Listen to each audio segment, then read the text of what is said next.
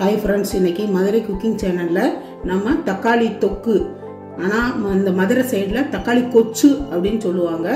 இது வந்து சூப்பரா இருக்கும் சப்பாத்தி இட்லி தோசை சாதம் எல்லாத்துக்குமே சைடு டிஷ்ஷா வச்சு சாப்பிடலாம் ஈஸியானது ஒரு 4 நாள் வரைக்கும் இத நிறைய தண்ணி ஊத்தி செய்யாம வச்சா அப்படி கெட்டு போகாம சூப்பரா இருக்கும்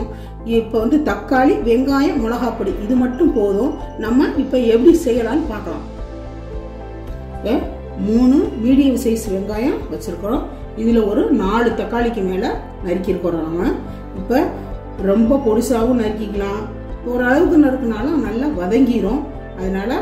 இந்த அளவுக்கு வேணும் தக்காளி போதுமான தக்காளி எடுத்துக்கிட்டு இப்போ எப்படி செய்யலாம்னு பார்க்கலாம் நல்லா நல்லெண்ணெய் ஊத்துறோம் நல்லா 4 டீஸ்பூனுக்கு ஊத்தணும் அப்பதான் நல்லா இருக்கும்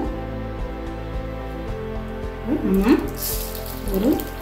3/4 ஸ்பூன் கடுகு போட்டுக்கலாம் இப்போ நம்ம கடுகு பொரிஞ்சிருச்சு நறுக்கின வெங்காயத்தை போட்டுக்கலாம் அதோடய கொஞ்சம் கருவேப்பிலை போட்டுக்கலாம் இது கொஞ்சம் நல்லா வதங்கணும் இப்போ நம்ம கண்ணாடி பதத்துக்கு வதங்கிருச்சு இப்போ கொஞ்சம் ஒரு 1/4 டீஸ்பூன் மஞ்சள் தூள் போட்டுக்கலாம்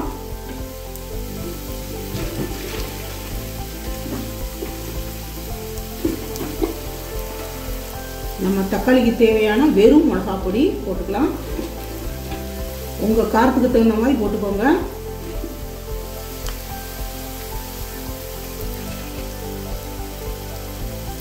உப்பு தேவைக்கேற்ப போட்டுக்கோங்க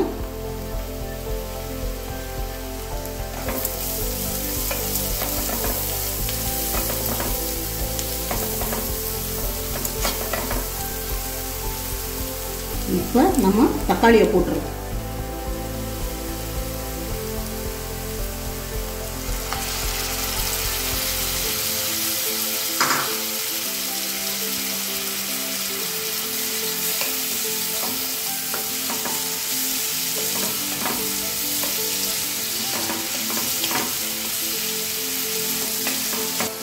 இப்போ நம்ம சும்மா ஒரு 2 ஸ்பூன் அப்படியே கொஞ்சமாக ஊற்றினா போதும் தக்காளியில் தண்ணி இருக்கும் போதும் இப்போ நல்லா நம்ம மூடி வச்சு ஒரு 10 நிமிஷம் வேகட்டும் கொஞ்சம் சிம்மில் வைக்கணும் அப்போ தான் நல்லா இருக்கும்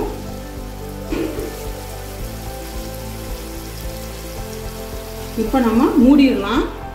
மூடி கொஞ்சம் சிம்மில் போட்டிருக்கேன் நான் நல்லா மூடி வச்சு பாருங்க சூப்பராக ரெடி ஆயிடுச்சு பாருங்க எண்ணெயெல்லாம் வெளியே வந்துருச்சு பாருங்க அதெல்லாம்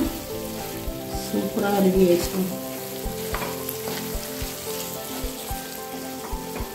இந்த மாதிரி எண்ணெய் வெளியே வந்துருச்சுன்னா அப்படி கெட்டு போகாது ஒரு 3-4 நாளைக்கு அப்படியே இருக்கும் நல்லா டேஸ்டாக இருக்கும் இப்போ நல்லா சூப்பராக ரெடி ஆயிடுச்சு பாருங்க எல்லாம் ஃபுல்லாக நல்லா எண்ணெய் பூரா வெளியே வந்துருச்சு இதை அப்படியே வச்சு சாதத்துக்கு டிஃபன் பாக்ஸுக்கு குழந்தைங்களுக்கு ஸ்கூல் திறக்க போது நல்லா வச்சு கொடுத்து விடலாம் காய் வச்சு ஒரு சட்னி வச்சா கூட போதும் அப்பளம் வச்சா கூட போதும் நல்லா டேஸ்ட்டாக இருக்கும் இட்லி தோசை சப்பாத்தி